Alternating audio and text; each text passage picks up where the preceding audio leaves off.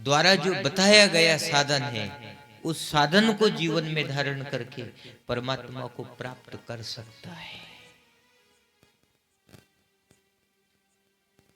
लेकिन गुरु के द्वार पे बैठने पे, गुरु के साथ में रहने से आपको भटकना नहीं पड़ेगा, और आप स्वयं मार्ग तैयार करोगे, उसमें आप भटक जाओगे।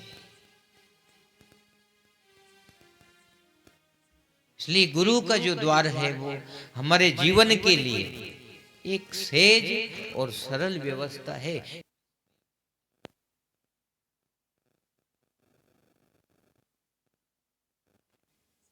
श्रीमद् भागवत में आपने कल कथा सुनी कि राजा परीक्षित को श्राप लगा और कि 7वें दिन में तुझे सांप काटेगा, जिससे तेरी मृत्यु हो जाएगी। राजा ने ये बात सुनी तो घर छोड़ा और वो कहाँ गया कि मुझे कोई सामर्थ गुरु मिल जाए, कोई मुझे सद्गुरु मिल जाए, मैं उसकी शरण में जाकर के मैं मेरे जीवन का कल्याण करूं।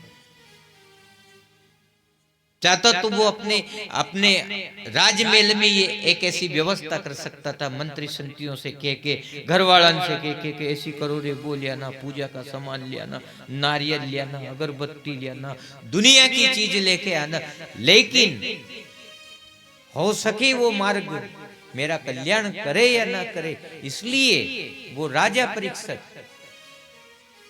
घर बार छोड़ करके एक किसी ज्ञानी गुरु की शरण में गए, पहुंचे हुए महापुरुष की शरण में गए और गंगा के तट पे जाकर के वो बैठ गए। फिर उनके मन में विचार प्रकट हुआ था कि मुझे कोई एक ऐसा सामर्थ गुरु मिल जाए कि जिसकी कृपा से मुझे 7 दिन में मुक्ति मिल जाए।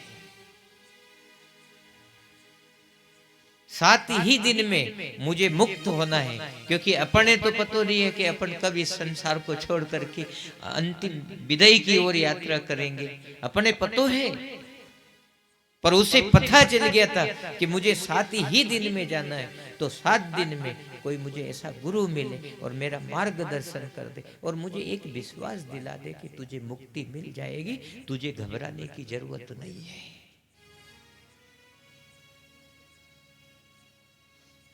विश्वास बहुत बड़ा होता है साहब।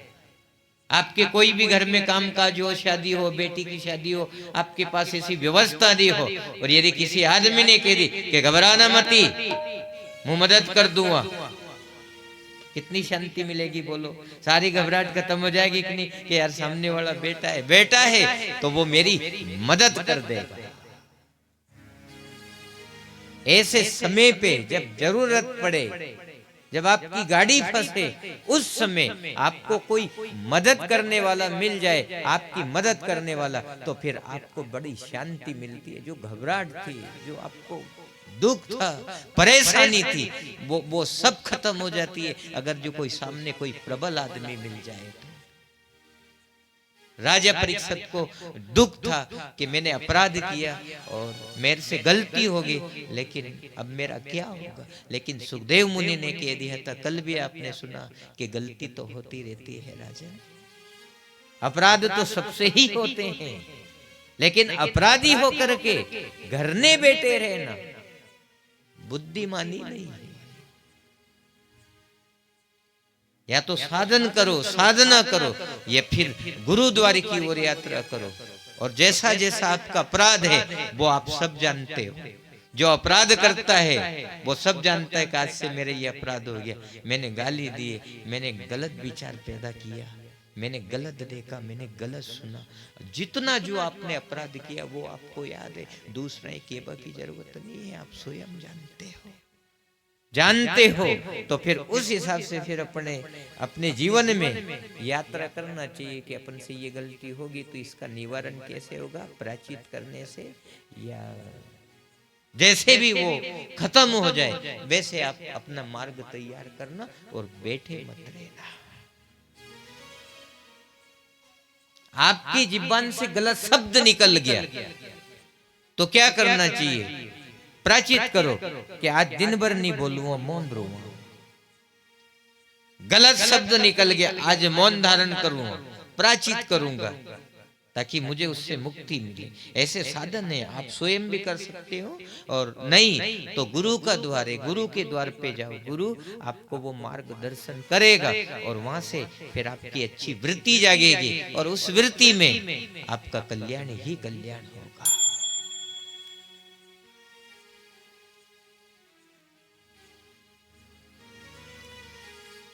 श्रीमद् भागवत में ब्रह्मा जी ने सृष्टि का निर्माण किया और सृष्टि का निर्माण करके, कल भी आपको कहा था कि जब ब्रह्मा जी जब सृष्टि का निर्माण करता है तो आप अपन जैसे लोगों के लिए वो परमात्मा उसका निर्माण करके कहता है कि तुम इसका ख्याल रखना, भजन करना, भजन करोगे तो मेरी जो हार थकान है वह भी मिटेगी। मिटेगी कि नहीं?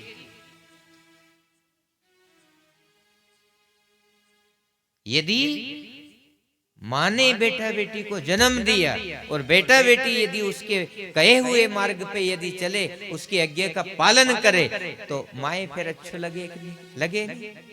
बहुत अच्छो लगे कि मारे छोरो मैंने भले कष्ट सहन कर लिए, लेकिन आज मेरे कया पे चलता है, मेरी बात मानता है, मेरी सेवा करता है, तो उसका जो दर्द था, दुख था, वो सब उस समय उसकी जो पीड़ा थी वो सब खत्म हो जाती है, क्योंकि एक नेक बेटा चल पड़ा उसके मार्ग पे। और यदि बेटा बात नहीं माने और उल्टा चले तो फिर आप याद है ना, आप पे दुख होगा कि नहीं कि मैंने यूं जन्म दियो रे, 9 महीने इसको खोख में रखा,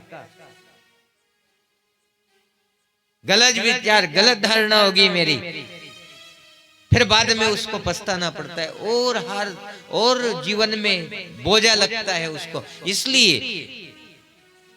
ब्रह्मा जी ने सृष्टि का निर्माण किया और स्वयंभू शत्रुपा राजा रानी को कहा कि तुम ऐसी संतान उत्पन्न करना जो परमात्मा का भजन करे। बिना परमात्मा के भजन से जीव की गति नहीं होती और ना ये वसुंधरा सुखी होती है। भजन तो अपने करना ही पड़ेगा।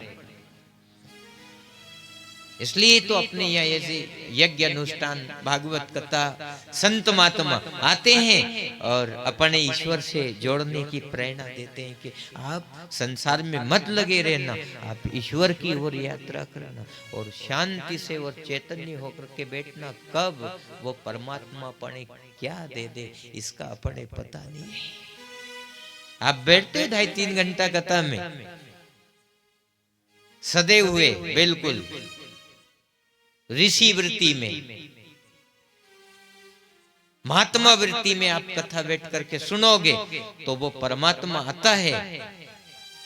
भागवत सत्संग में 2.5-3 घंटा आप बैठते हो तो उसमें एक झोंका आता है, उसमें वो आता है और आपकी वृत्ति को देख करके वो परमात्मा आपको क्या देता है। और यदि आप सदे हुए सजग है तो उस समय वो परमात्मा आपको निहाल कर जाता है।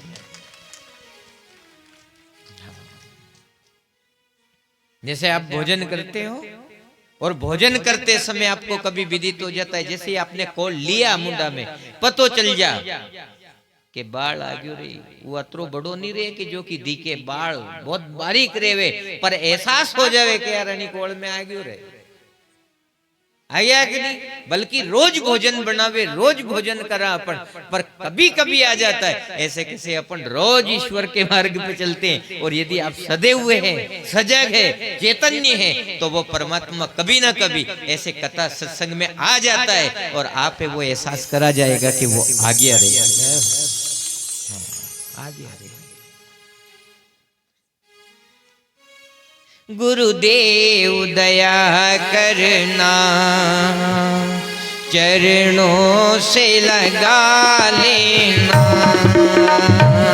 गुरुदेव दया करना, चरणों से लगा लेना। हे गुरुदेव दया करना, चरणों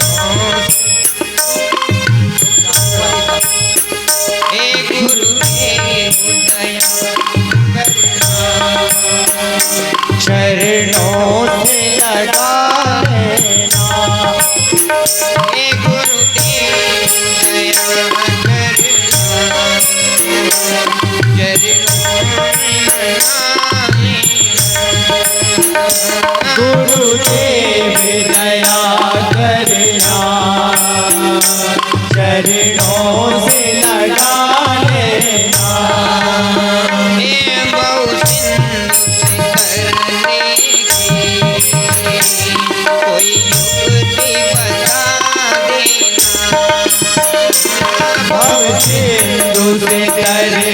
ताली वाली ताल की कोई युक्ति बता देना।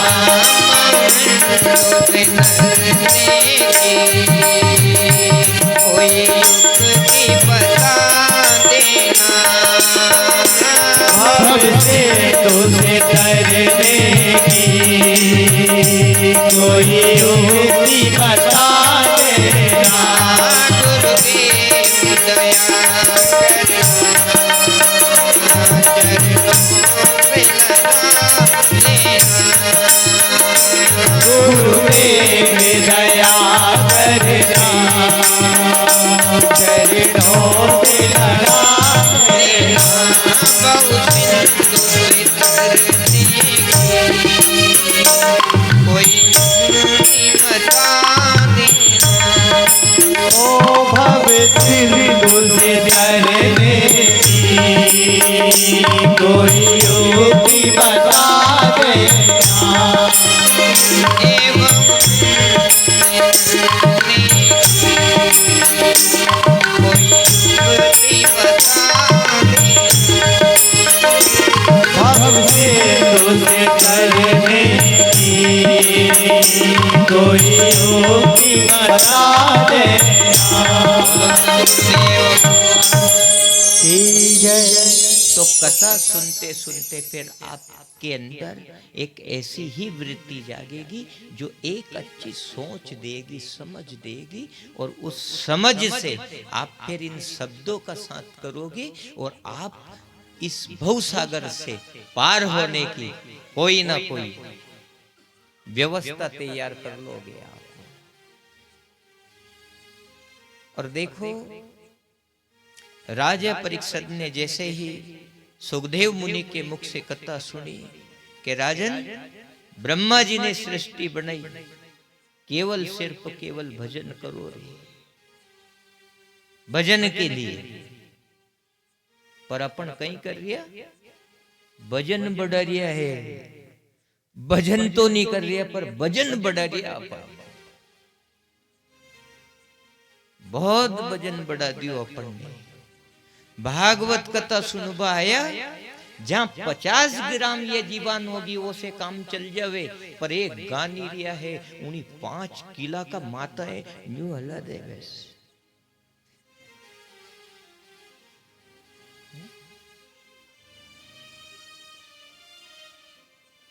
भजन हल्का करो, और भजन हल्का जब होगा जब आप भजन करोगे, जीवान से भजन करो। और भगवान ने अपने 2 हाथ दिया, ये डंडा नहीं है कि जो डंडा बांध दिया, अपने हाथ दिया, ताली बजाओ। भजन गाते समय आपको ताली बजाना पड़ेगी। ये मात्रा है, और मात्रा से शब्द शुद्ध हो जाते हैं। ऐसे कैसी, यदि मात्रा बन जाएगी सही तो आपके भजन सिद्ध हो जाएंगे। नेतर एक जमाई है ना, ससुराल गयो, सासू ने खिचड़ी बनाई तो उन्हें की कि मुंह भी बना तो रू आवे, तुम्हारी बेटी से खिचड़ी हो, वह बनावे नहीं। अब वो उस खिचड़ी खा के आयो, अच्छी लगी होगी, और रास्ता में आयो वो उन्हें सोचे कि यार डुबकी लगा लूं, कूड़ो भरियो। अब वो डुबकी लगा गयो, खिचड़ी खिचड़ी के तो आयो तो, और जैसे ही डुबकी लगाई तो वह ऊपर की मात्रा उड़ गई और केवल आग्यो खाचिड़ी खाचिड़ी। ये मात्रा अगर जो अच्छी होगी भजन में, ये संगीत बजता है, इसमें भी ताल मात्रा है। अगर जो मात्रा ठीक रही है तो रस नहीं आएगा, और रस नहीं आएगा तो फिर वो संगीत किस काम का जिसमें रस नहीं आवे।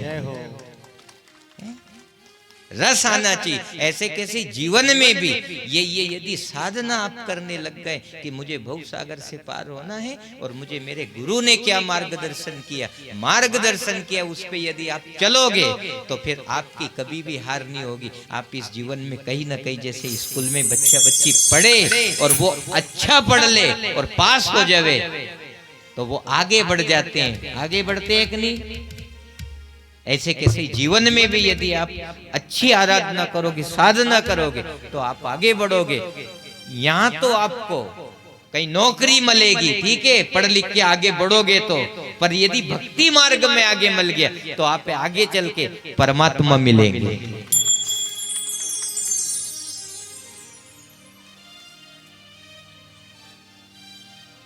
और गुरुदेव की जब मन वृत्ति जागती है और अपन कथा सुनते हैं तो बड़ा अच्छा लगता है साहब। क्यों? कि गुरु के साथ ही आपकी साधना सफल हो जाती है।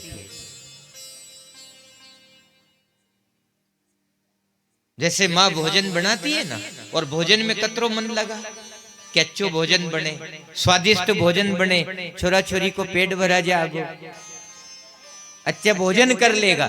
ऐसे किसी जो महात्मा कथा सुनाता है वो भी पूर्ण रूप से भजन का, सत्संग का, शब्दों का ये सब बड़ा ख्याल रखता है, ताकि आप आया सुन करके आप सब तृप्त हो जाओ, आनंदित हो जाओ। और अगर जो इनमें स्वाद नहीं हो तो, मिठास नहीं हो तो बोलो, बैठने में आनंद आएगा। आप 2.5-3 घंटा बैठोगे, आनंद की अनुभूति होगी? नहीं होगी। नहीं तो अपने गुरु की वृत्ति थोड़ी चैतन्य होना चाहिए, अपने महापुरुष की वृत्ति चैतन्य होना चाहिए। गुरु बलवान तो चेला पहलवान है ना। और गुरु बलवान कब होगा? जब वो नित्य उस अविनाशी परमात्मा के नाम की अलग जगाएगा, वो अपने अंदर अलग जगावे तो सोता ही जब आप उसकी शरण में जाओगे तो आपके अंदर भी वो हमेशा के लिए प्रकाश विद्यमान कर देगा। ज्योत से ज्योत जगाते चलो, बताए ना।